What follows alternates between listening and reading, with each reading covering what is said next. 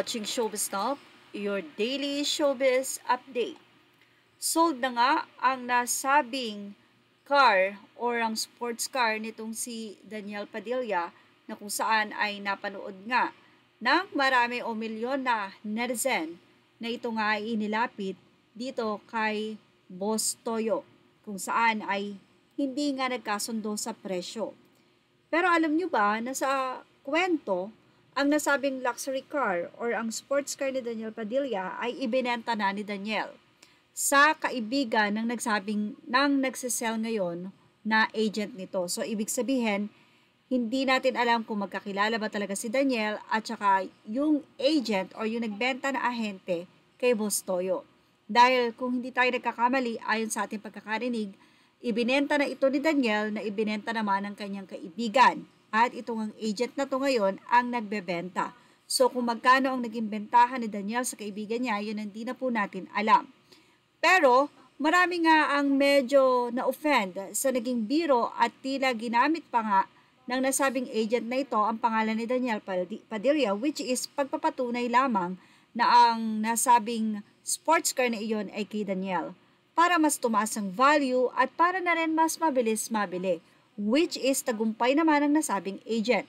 Pero tama ba na gamitin niyang katatawanan ang issue ngayon ni Daniel Padilla? Although, may mga netizen na natuwa, especially the followers ng nasabing kilalang luxury cars agent na ito, pero hindi daw dapat ginagawa. Well, narito po ang nasabing joke ng agent ng or seller ng sports car ni Daniel Padilla. Say nga ng nasabing seller ng sports car ni Daniel Padilla, awit sa'yo Daniel, yung blank ni Andrea na iwan mo sa compartment ng Corvette mo. Ako patuloy yung pinaghihinalaan ng GF ko na may babae. Kung nga ay nabalita sa balita.net.ph, seller ng sports car, biniro si Daniel, blank ni Andrea na iwan sa compartment. Well, hindi nga lingid sa kaalaman ng lahat na isa nga si Andrea at pinaka tinuturo na dahilan ng hiwalayan nila Daniel at Catherine at hindi nga daw nakakatuwa na nagkaroon ng ganitong biro ang nasabing seller ng sports car, lalong-lalo na nga na tila hindi naman sila ganun ka-close ni Daniel Padilla. At tapos na nga ang issue ay nabalik pang muli.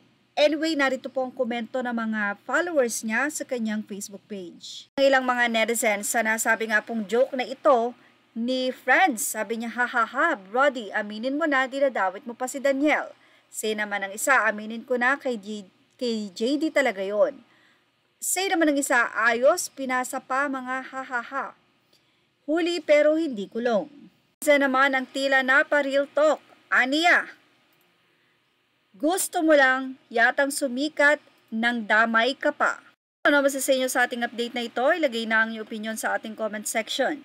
Images are all credit to the rightful owners and thank you for watching Showbiz Now.